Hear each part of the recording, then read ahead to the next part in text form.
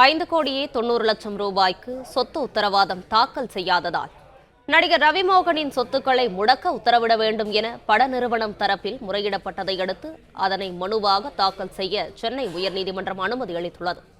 இது தொடர்பான கூடுதல் தகவல்களை தருகிறார் செய்தியாளர் ஆனந்தன். தகவல்களை பகிரலாம். வணக்கம். படத்தில் நடிப்பதற்காக பெற்ற 6 கோடி ரூபாய் முன்பணத்தை திருப்பித் தர நடிகர் ரவிமோகனுக்கு உத்தரவிட வேண்டும் என கோரி கோவையைச் சேர்ந்த tabby touch golden universal private limited சார்பில் சென்னை உயர்நீதிமன்றத்தில் மனு தாக்கல் செய்யப்பட்டது.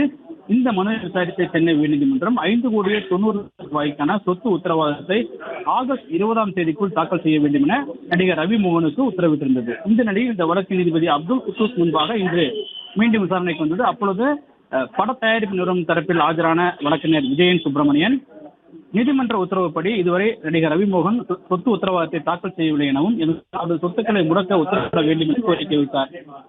இந்த கோரிக்கை மனுவாக தாக்கல் செய்யும்படி நீதிபதி அப்துல் குத்தூஸ் விசாரணை தெரிவித்தார்.